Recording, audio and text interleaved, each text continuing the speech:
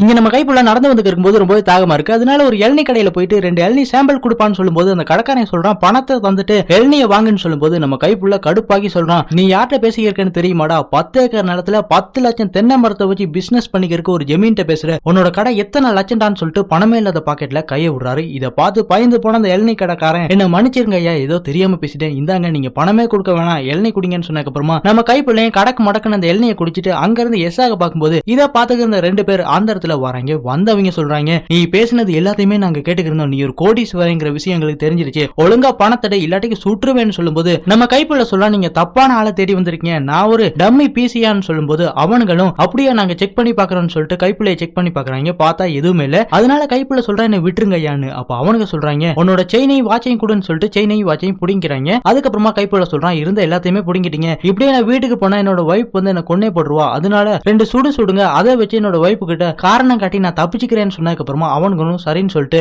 அந்த துப்பாக்கியில சுட ஆரம்பிக்கிறாங்க. அதுக்கப்புறமா கைப்புள்ள சொல்றான், 1 2 சுடு சுடுங்கன்னு. அப்ப அவனுங்க சொல்றாங்க, இருந்த குண்டெல்லாம் தீந்து போயிருச்சுடா, இப்பயாவது போன்னு சொல்லும்போது நம்ம கைப்புள்ளையும் குண்டெல்லாம் தீந்து போயிருச்சா, இப்ப சிறண்டா வேலைன்னு சொல்லிட்டு அங்க இருந்து அருவாள் எடுத்து 2 தலையும் துண்டா கட் பண்ணிருவேன், ஒழுங்கா என்கிட்ட இருந்து திருடுனதை கொடுங்கடான்னு சொல்லிட்டு அவரோட செயினை வாங்கிக்கிறாரு. அதுக்கப்புறமா கைப்புள்ள சொல்றாரு, இது மட்டும் போதாதுடா, மத்தவங்கள்ட்ட திருடின பத்தியா, அதையும் கொடுன்னு சொல்லும்போது அவனுங்க சொல்றாங்க, விடுங்கயான்னு. அப்ப கைப்புள்ள சொல்றா, துண்டா விட்டிருவேன் குடுறான்னு சொன்னதுக்கு அப்புறமா திருடின நகை எல்லாத்தையுமே கைப்புள்ள கிட்ட கொடுக்குறாங்க. அதுக்கப்புறமா கைப்புள்ள இங்க இருந்து ஓடுங்கடான்னு சொல்லிட்டு அவங்களை விரட்டி விட்டு ஜாலியா அந்த நகை எல்லாத்தையுமே எடுத்துட்டு போக ஆரம்பிக்கிறாரு.